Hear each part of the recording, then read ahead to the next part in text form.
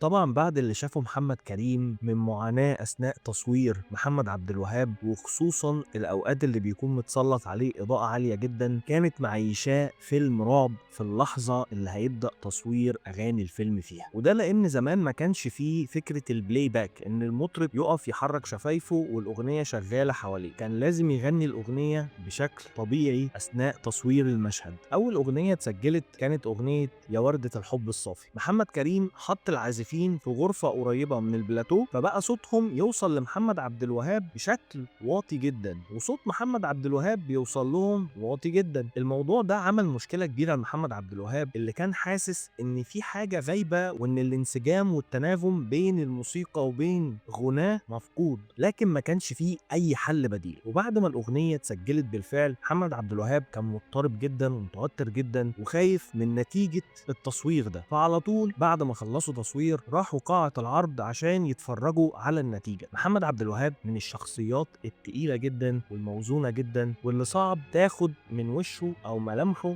انطباع هو مش عايز يظهره، فكان قاعد بيتفرج وهو من جواه قلقان لكن مش مبين أي رد فعل. وأول ما انتهت الأغنية، الشخص الموزون الهادي ده قام انفجر من السعادة والفرحة وهو بيحضن محمد كريم، وسعيد جدا وبيشكره لأن النتيجة كانت أفضل مما توقع بكتير.